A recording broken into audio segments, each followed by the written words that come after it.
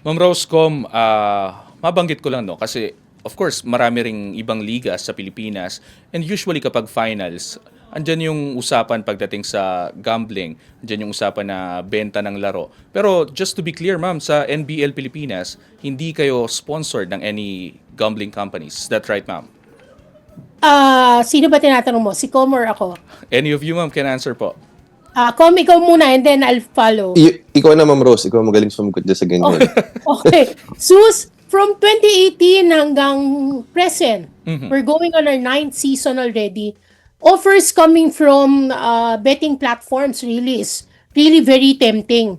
You know, if I will only say yes, siguro baka meron na kaming Lexus ni Com or si Chairman Soy meron ng Prado or whatsoever. Although may Prado na naman siya, no? But the point is, if I say yes to this offer, mawawalan ako ng teams. Bakit? The majority of the team owners in NBL are either the governor, the mayor, the vice mayor of a town that they represent, no? Except siguro for Manila.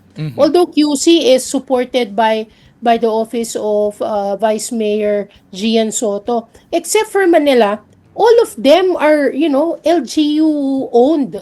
So, yung mga LGU, they don't need money. They don't need money. They're just fielding in teams because they wanted to provide platforms for their homegrown players. Bakit? Kasi not everyone, honestly speaking, for me, sabi ko nga, walang makakatalo. Ang elite league pa rin in the Philippines is PBA. But PBA only has 12 teams. Yes. And per team can only accommodate how many players? Maximum of 20. Philippines is one of the yan yung one of the basketball crazy country in Asia, di ba? So meaning in every corner, in every kanto, in every eskinita, May court?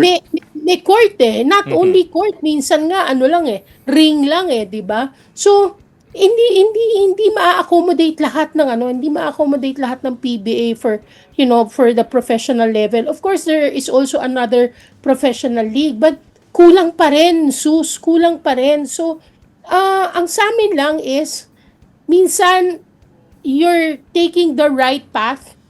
Maraming challenges. Bakit? Maraming challenges. Sasabihin nila, walang masyadong funding. But sa amin kasi, straight lang yung path. And, honestly, Susa, in my almost 2 decades in the basketball industry, maraming underground betting platforms.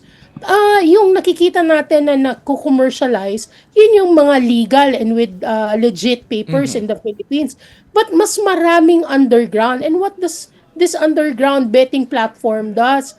Ang ginagawa nila, talagang it's either there's internal arrangement. Sometimes they send their people in the venue, dress as the normal audience. They take the stats and all that. Sa atin kasi we can only control what we can control in the league. And since I believe, correct me, Edward, since 2020, 2021, since 2021, when we relaunched NBL as a professional league, we started collecting the mobile phones of every team member. Everyone in the gallery, you've tried calling the games, in the NBL, and I believe you've noticed na, our Yes, ma'am. liaison officer, Alex, and the other guy, they collect the mobile phones of the every team member that is part of the gallery. And ano ibig sabihin nun? Ba't yung kinokolekta yung cellphone? Kasi ngayon, in the playing arena, it's so easy to bet. Yep. And you use your mobile phone to bet. So, as a coach, as a statistician, as a ball boy, you are there for the game. And as a player, you are there to play the game. You are not there to bet. So, sa amin, we cannot speak for other leagues. But ang sa amin lang is we will only speak for, for our own league. We mind our own business. We don't meddle with other leagues' business because of respect. Pero sa atin, we will control what we can control. Yan lang yung take ko dyan, Sus.